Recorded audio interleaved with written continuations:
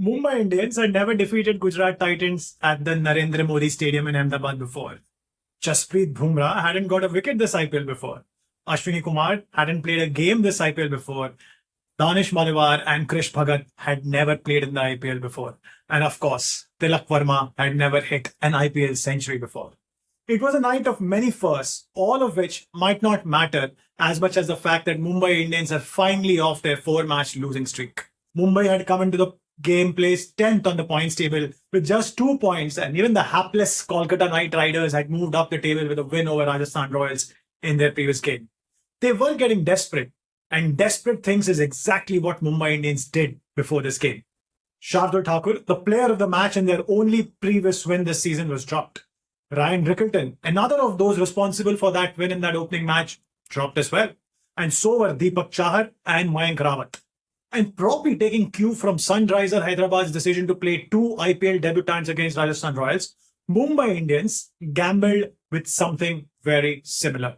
They got in Malabar to open with the cock. They got in Krish Bhagat to bowl first change.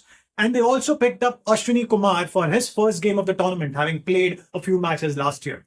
In all of these manic changes, the one smart move that they did do was to hang on to Allah Ghazanfar. And I say smart because he's still fresh at this level of cricket and adds the kind of mystery that is tough to get away as a batsman. Ghazanfar has had a good game against the rampaging Rajasthan Royals, in which everyone else was whacked, including obviously Jasprit Bumrah, but he held his own, picking up 2 for 21 in his 2 overs. He was dropped in the next match. Not sure if that was a case of fitness concern, but it looked like they more likely wanted to play Mitchell Santner. And for sure, playing two foreign players was probably out of their selection now syllabus, playing two foreign spinners, that is. In Mumbai's previous game against Punjab, Santner was unfit and was replaced by Ghazanfar. And again, he proved to be a standout bowler. So when Santner came back for this one, Mumbai Indians had two choices. Either to relegate Santner to the bench or play them both. Thankfully, there was no more Ghazanfar getting benched business that happened here. Now, in this game, Ghazanfar did not have much to do because by the time he came on to weave his magic, the match was already in the bag. But he again showed that he's one of the more difficult bowlers to hit out. The Afghan internationals' variety rivals Sunil Narayan's for now. And he doesn't miss his mark too many times as far as the lines and lengths are concerned. And with 6 wickets at 20 under his belt, Ghazanfar also holds the purple cap.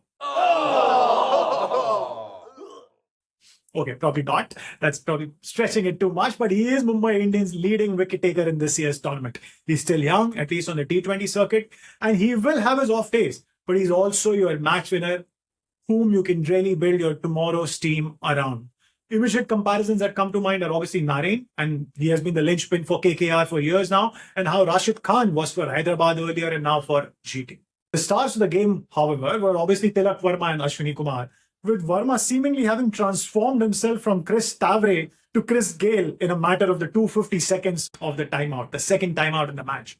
Heading into that timeout at the end of the 14th over, Verma was on 19 of 22 and Mumbai had only 103 under their belt with 6 overs to go. Post that break, Verma was fortunate enough to face 23 of the 36 deliveries in which he hammered 82 runs. Now, why I say fortunate is because it's darn easy for you to get into some kind of momentum and lose all strike. We have seen that happen to Cameron Green in his game for the Kolkata Knight Riders against the Titans. At the end of the 14th over in that match, Green was on 69 of 41. He had gotten himself into a momentum, but later played just 14 balls in the next 6 overs that followed and made just 10 runs as he kept losing strike and they kept losing wickets and in the end lost the momentum. The Mumbai Indians batting in this game seemed to be a template straight out of their own books from the past. Those were the glory days when batters got to anywhere between 60 to 70 to 75, 80 in the first 10 overs, and then Pollard and Hardik and company would then bank a few sixes towards the end and take them to winning scores for their strong bowling attack. That template doesn't quite work these days given how much a team with batting firepower at the top can score in the first 6 overs, but against sides like Gujarat or Delhi or Kolkata or even Chennai, now that Ayush Matre may not play too many matches, this is a tactic that might still work. Now, moving to Ashwini, he was the other match winner that we spoke about. He had featured in 7 matches for Mumbai Indians last season and held figures of 4 for 24 as his career best. Some 12 months on, he has bagged another 4 for, or should I say, another 4 for 24 for. Now, this might not make the Ripleys believe it or not, but surely it's quite a ripper to have a bowler's best bowling in the IPL being 4 for 24. twice in successive editions. Lastly, this is what I had said about Hardik Pandya after the previous game. And I haven't seen Hardik Pandya so out of ideas, so clueless, and so quiet. He really went quiet on the field. Looks like a lot of people around him might have noticed that body language as well. And this time around, we saw the OG Hardik.